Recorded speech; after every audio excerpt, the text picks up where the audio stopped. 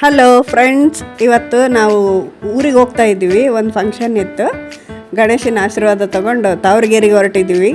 ಒಂದು ವಾರದಿಂದ ಈ ಕಲರ್ ಕಾರ್ ಇದ್ದರೆ ಚೆನ್ನಾಗಿರುತ್ತೆ ಅಂತ ಅಂದ್ಕೊಂಡಿದ್ದೆ ನಾನು. ನಮ್ಮ ಯಜಮಾನ್ರು ನೆಕ್ಸ್ಟ್ ವಾರನೇ ಆ ಕೆಂಪು ಕಲರ್ ಕಾರ್ ತಂದು ನಿಂದಿರಿಸ್ಬಿಟ್ಟಿದ್ದಾರೆ.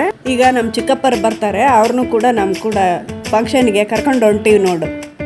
ಈಗ ಯಾವ್ದಾರ ಒಂದು ಫಂಕ್ಷನ್ಗೆ ಹೋಗ್ತೀವಿ ಅಂದ್ರೆ ಶುಭ ಸೂಚನೆ ಅಂತ ನೋಡ್ತಿರ್ತೀವಲ್ಲ, ನಾವು ಫಸ್ಟ್ ಹೋಗೋ ಟೈಮ್ನಾಗ ನಮ್ಮ ಚಿಕ್ಕಪ್ಪರು ಹೂ ತಂದು ಕೊಟ್ಟರು. ನನಗೆ ಖುಷಿ ಆಯಿತು. ಹೂ ಮುಡ್ಕೊಂಡು ಫಂಕ್ಷನ್ಗೆ ಹೊರಟೀವಿ ನೋಡ್ರಿ. ಈಗ ನೋಡಿ, ಸಣ್ಣದಾಗಿ ಮಳೆ ಸ್ಟಾರ್ಟ್ ಆಯಿತು.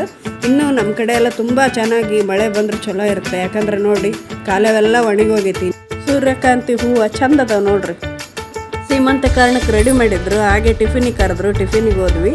ಸ್ಪೆಷಲ್ ಉಪ್ಪಿಟ್ಟು ನೋಡ್ರಿ ನಮ್ಮ ಕಡೆ. ಫಂಕ್ಷನ್ ಮುಗಿಸ್ಕೊಂಡು ವಾಪಸ್ಸು ಊರಿಗೆ ಹೊಂಟೀವಿ ನೋಡ್ರಿ. ನನ್ನ ಮಗಳು ಡ್ರೈವಿಂಗ್ ಮಾಡೋದು ನೋಡೋದೇ ಒಂದು ಚಂದ. ಓಕೆ ಫ್ರೆಂಡ್ಸ್, ಬಾಯ್ ಬಾಯ್. ನನ್ನ ಪೇಜನ್ನು ಸಬ್ಸ್ಕ್ರೈಬ್ ಮಾಡಿ.